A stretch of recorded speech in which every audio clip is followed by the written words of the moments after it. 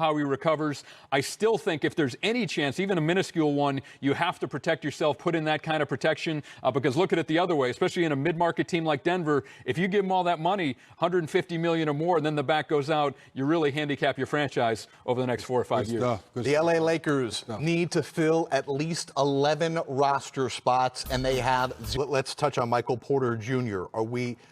Here's a guy who proved at times last year that he's capable of being the Batman to Nikola Jokic, particularly when Jamal Murray went out with injury. Right, that's right. The Robin. The part. Thank you. How many Batmans do you have? Yeah, that's a good point, yeah. But you still have to wonder, with a back injury, that could creep in at any time in a player's career. So are we looking at a model of what the Sixers did with Joel Embiid when they gave him his rookie extension?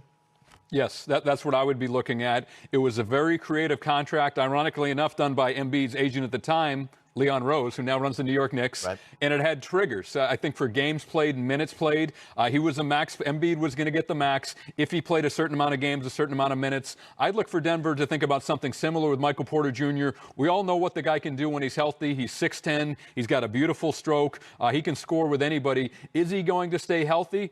Those questions are still swirling. Teams had concerns about that in the 2018 draft. That's why he slid to the 14th pick and the last pick in the lottery.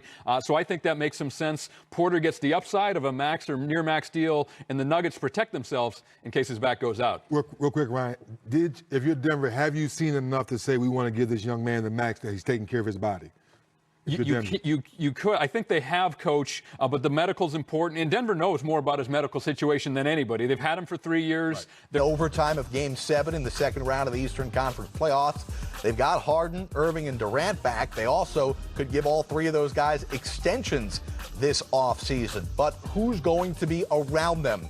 The reports are that Spencer Dinwiddie is currently meeting with the Washington Wizards. He is one of the more coveted guards on the free agent market, even though he's coming off of ACL surgery. They've also got a bunch of other guys who are being recruited by several other teams, including Jeff Green. That's the Jay Green there. Apparently, he's going to Denver. 2 years, $10 million. So the Nets are in a precarious situation. Sam Mitchell, Dennis Scott, Ryan McDonough, the former GM of the Phoenix Suns. I'm Jared Greenberg. Let's talk here about the Brooklyn Nets. Jeff Green was, according to Joe Harris, the glue that made everything work in Brooklyn this year. Joe Harris said that Jeff Green was so important to our roster on and off the court that he was invaluable. What happens now with the Nets losing Jeff Green, and they've got all those other guys and not a lot of money to spend? Well, this is where the player's contractual rights come into play. If you sign a player on a one-year deal, you only have what's called as non-bird rights. You can give him 20% more than the minimum. Well, Jeff Green has outplayed that slot. He showed that he's a 2-year, $10 million a year guy from Denver. And this is a challenge. Again, we'll keep going back to this theme with the contending teams, the LA Lakers, the Brooklyn Nets, the Golden State Warriors. They can't outspend anybody. In fact, they're more restricted than these other teams. So how can they use those smaller exceptions and minimum contracts? How can they bolster their roster? The Nets payroll is astronomical. It was years ago under Mikhail Prokhorov. It's going to be again under Joe Tsai. With those three superstars, the three future Hall of Famers, Kyrie, Durant, and Harden up for extensions. Joe Harris is making close to $20 million a year. DeAndre Jordan is making close to $10 million a year. It just gets too expensive at some point, guys, while they're looking at minimum contracts. Jeff Green is gone. I think Spencer Dinwiddie will be gone. We'll see what happens with Blake Griffin. But the challenge for the Nets, like the Lakers and Warriors, how do you fill out your roster and have a championship caliber team with very little financial flexibility? Ryan, if you're Blake Griffin, what type of team are you looking for? Because he outplayed his contract last year, and you watch how he plays, and you look at the ability to knock down threes. You know, his legs came back. He was dunking. He was being that physical guy coming off the bench. Where would be a good fit for him, and how much money do you think a team is willing to play Blake Griffin? I don't think it's as much about the money for Blake, Coach, because he's still getting paid by Detroit based on the buyout with the Pistons. Good point. So two free agents the contenders are looking at who are still getting paid by their previous teams. Blake Griffin, who played so well last year in Brooklyn, and Nicholas Batum, who played so well last year in the Clippers. And as you guys know, if the cash is coming in and those guys have made a lot of money, are they willing to take a minimum deal, just be in one of the big markets, be in New York, be in LA, play for a contender? Those guys have made a lot. That's what those teams are banking building on, like the Nets and the Lakers, and now it becomes a recruiting battle with the Warriors in the mix as well. So I think those teams will try to re-sign him. Blake played very well. He revitalized his career in Brooklyn. They can bring him back, and I think of all the players in this free agent class, for those two, Blake Griffin and Nicholas Batum, it may really not be about the money because they still got money coming in. Dennis, it felt like throughout the season and then even into the playoffs, we kept saying, well, when the Nets' big three is finally together, they're going to be great. Right. They were barely on the floor. Less than 20 games total, regular season and playoffs, did they get together. If you're the Nets front office with Sean Marks, are you buying that this three-headed monster of Kevin Durant, Kyrie Irving, and James Harden is the way to go? Or are you looking, there's been rumors, are the Nets looking to shop Kyrie Irving? Or what do you think? Is this trio sticking? I'm keeping it. I'm cashing all in. I'm going to my owner and saying, hey, we're already at the threshold. Let's go a little bit further. We've already committed to these three. Let's make sure we put enough pieces around them. And also to the bigger question, in case Kyrie tweaks the knee again, in case James Harden tweaks the hamstring again, let's spend a little bit more money and make sure this bench is deep enough in case this happens again. And now we've covered ourselves, if you will, if one of these guys tweaks an injury, again, like we've seen this past year, Sam. Is that why we saw them draft Cameron Thomas? I think that's part of the reason. They also got Day'Ron Sharp. They need talent and depth, like the Lakers, like the Warriors. The difference of those three teams, guys, as I look at the three, the Warriors are the only repeater tax team. So it's expensive to pay into the tax for any tax team, but Golden State's in a whole different stratosphere. Right. It gets really punitive for them.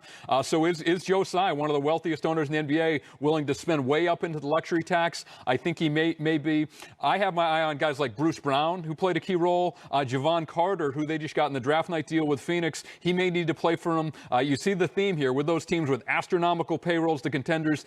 They need cheap labor, so to speak. They need guys who can play and contribute for not a lot of money. And so look at those minimum guys, and the guys making a couple $1,000,000 a year. They're going to get rotational minutes because those teams need them to play. Ryan, real quick, how do you go back to your owner and say, Kevin Durant's where he is, James Harden's where he is, Kyrie's where he is. We have to spend this money now. How do you get your owner to buy into that? I think those conversations have probably already happened, Dennis. And you look backwards. So look at what we had to do to get these guys. Brooklyn went down. They went to the bottom.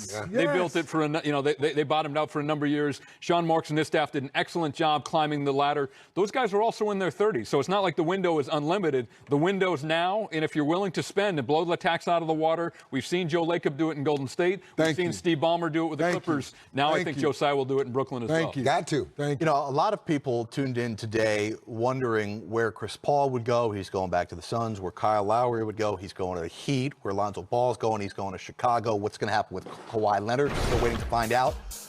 But with all that said, if we can get Dennis Scott's reaction here. Dennis, your favorite player in the NBA has a new deal.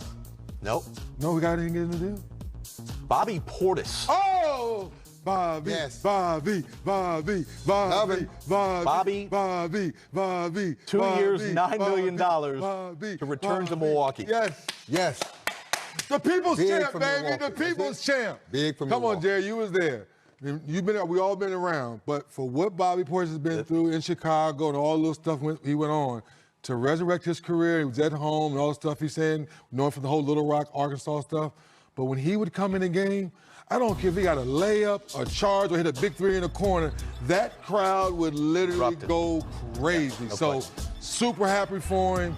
All that he's been through, he's back on his feet. Young fella, just keep building on it.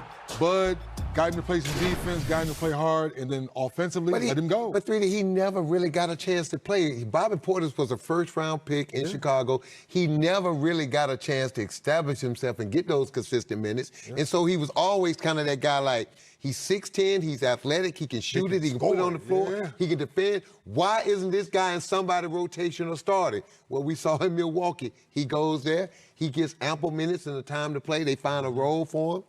The rest may be history. And crazy, too, because speaking of the Nets, remember, he didn't play in the last 3 games of that second-round series against the Nets, and then comes in, plays a big role in the Eastern Conference Finals, and then, obviously, in the NBA Finals. Congrats.